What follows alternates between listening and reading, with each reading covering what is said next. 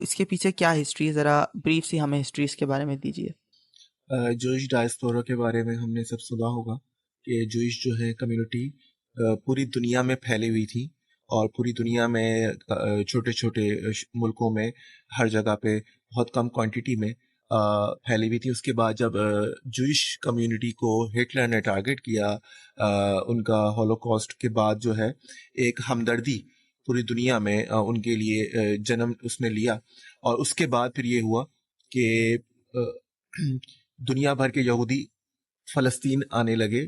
क्यों आने लगे? बिकॉज़ ऑफ द डिक्लेरेशन, और वो सीक्रेट पैक्ट जो है वो यूके ने जो उस वक्त यूनाइटेड किंगडम जो उसकी ब्रिटिश एम्पायर थी उन्होंने किया था यूएस कम्युनिटी के साथ कि हम आपको सेटलमेंट्स प्रोवाइड करेंगे फ़लस्तीनियन लैंड की। अब वो क्यों प्रोवाइड करेंगे, उनको वहाँ ही क्यों सेटल कराएंगे, उसकी एक वजह थी।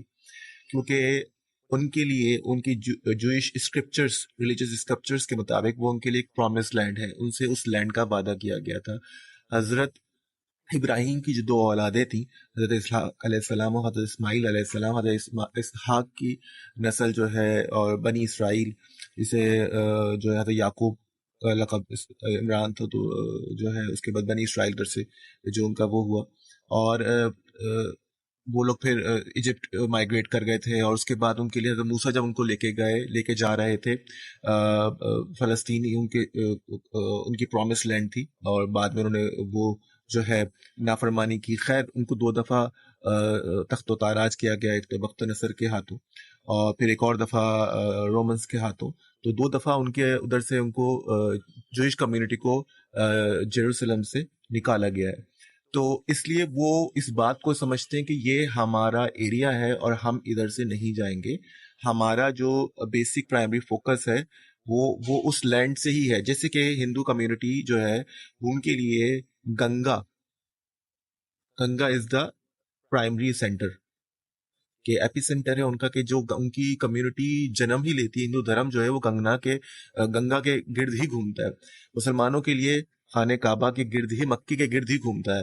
इसी तरीके से जूइश कम्युनिटी के लिए ये जो है जेरूसलम के गिर्द ही घूमता है, क्योंकि उधर ही हजरत दाऊद अलैहिस्सलाम, हजरत सुलेमान अलैहिस्सलाम थे। और जी, जी, हज़रत हैकल सुलेमानी के सुलेमानी बारे में ताबूत जी ज़िक्र, बिल्कुल जी। पूरी सारी हिस्ट्री जो है वो सारी उधर से ही मौसूम है। अच्छा, ब्रिटिश एम्पायर के तो 2 मुआहदे थे ना, एक तो जैसे कि आपने बताया ज्यूज़ के साथ था, जिसमें उन्होंने बोला था कि हम आपको आपका प्रॉमिस्ड लैंड दे देंगे आफ्टर द वर्ल्ड वॉर। और उन्होंने मुसलमानों के साथ भी किया था, जो कि वहाँ के अरब थे, फ़लस्तीनियंस जो थे, जो कि बैतुल मक़दस में रहते थे, कि आपको आपको आपको आपका लैंड दे देंगे हम, लेकिन आप हमारी ऑटोमन एम्पायर से लड़ने में मदद करें। तो मुसलमानों ने मदद भी करी, फिर भी उनको नहीं मिला। जी, एक्चुअली ऑटोमन एम्पायर का उस वक्त फ़लस्तीन पे हुकूमत थी, कब्ज़ा था, और अरब्स जो थे वो तुर्कों को पसंद नहीं करते थे। हालांकि तुर्कों ने बहुत अच्छे से इंतज़ाम संभाला हुआ था हुकूमत का, इस्लामी ममालिक को एक साथ इकट्ठा रखा हुआ था कौमों को।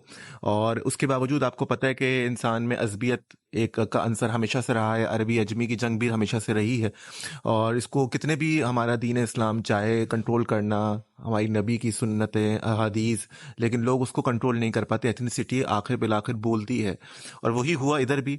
सानेहा के शरीफ मक्का से उन्होंने वादा किया कि अगर हम आपको प्रोवाइड करेंगे जो है एड, और आप हमें सपोर्ट करें ऑटोमन एम्पायर के खिलाफ, तो हम आपको फ़लस्तीन, आपकी हुकूमत, अरब ममालिक आज़ाद करके आपको दे देंगे, आपकी हुकूमत उधर आ जाएगी फर्स्ट वर्ल्ड वॉर में। और यही हुआ जब वो साथ साथ उन्होंने बैफलोर डिक्लेरेशन साइन किया हुआ था जूइश पीपल के साथ, और उसमें उन्होंने उनसे वादा किया था कि हम आपको उनकी प्रॉमिस लैंड का नाम जो है फ़लस्तीन वो उनको देंगे। तो यही हुआ कि एक ही वक्त में उन्होंने 2 मुआहदे किए हुए थे। रिटन मुआहदा उन्होंने लेकिन जूइश पीपल के साथ किया हुआ था, जिसे सेमाइट्स कहते हैं। हम सेमाइट्स इसलिए कह रहे हैं ख़ास तौर पे क्योंकि वो लोग अरब से, और जो जूइश अरब्स थे जिसे कहना चाहिए, उनको हम सेमाइट्स कहेंगे इधर। तो उनसे मुआहदा किया था कि हम आपको उनकी प्रॉमिस लैंड दे देंगे। अरब से कोई रिटर्न मुआहदा नहीं किया था।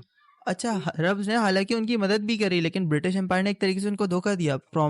मुआहदे के बावजूद, प्रॉमिस के बावजूद उन्होंने उनकी मदद नहीं करी। इस बारे में आप क्या कहेंगे? जी जी बिल्कुल, ग्रेट ब्रिटेन ने यकीनन धोखा दिया, लेकिन हम उनसे क्या एक्सपेक्ट कर सकते थे जब वो आपसे आपके मुसलमान भाइयों के खिलाफ बगावत मांग रहे हैं? तो व्हाट डू यू थिंक कि वो आपसे सिंसियर हैं क्या? जब अपने मुसलमान भाइयों को बिट्रे कर सकते हैं, तो उनको तो अपना फ़ायदा देखना था, और आखिर में उन्होंने खुद ही जान छुड़ाई और इसको डिवाइड करके जूइश और मुस्लिम्स में चले गए वो।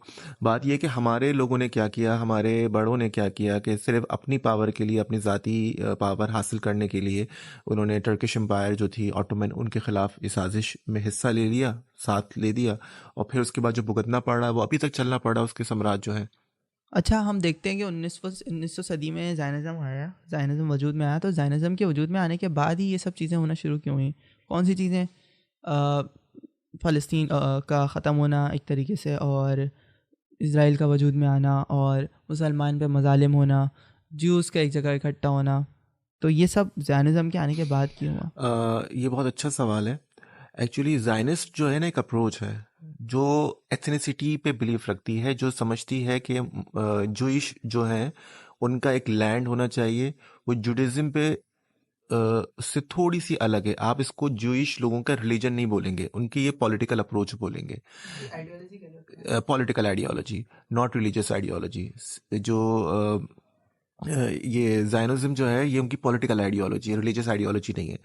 और जैसे कि मुसलमानों की है कि मुसलमानों का इस्लाम होना एक अलग है, लेकिन अगर वो ये कहते हैं कि हमें इस्लामिक स्टेट कायम करनी, जैसे आईएसआईएस कर रही थी, तो वो उनकी पॉलिटिकल आइडियोलॉजी थी।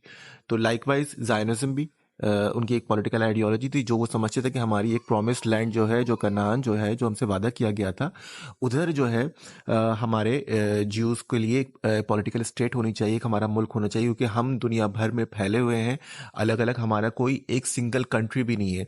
जबकि मुसलमानों का ये है कि मुसलमानों के बहुत सारे जो है वो कंट्रीज़ भी थे, मुसलमानों की एम्पायर्स भी थी रही हैं। तो जूइश चाहते थे कि उनकी भी एक माजी की तरह एक एम्पायर भले ना हो, लेकिन एक कंट्री ज़रूर हो।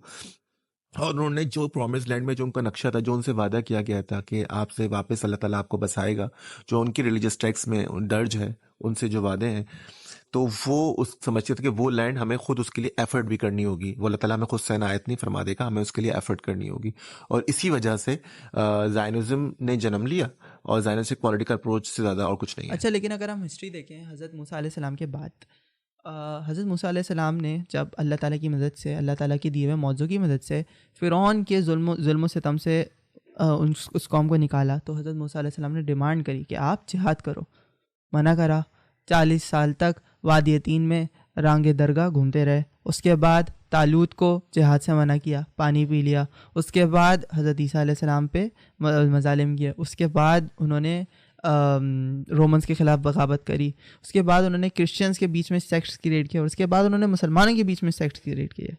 तो इस बारे में अगर हम देखें तो ये उन्होंने मुस्तकिल इसी तरीके से कॉन्स्पिरेसी वाली चीज़ ही रखी है अपने अंदर, फसाद क्रिएट करना, लड़ाई क्रिएट करना। चैलेंज को हेड ऑन फेस नहीं किया, लड़ने की ताकत नहीं है उनके अंदर। अब इस बारे में क्या कहेंगे?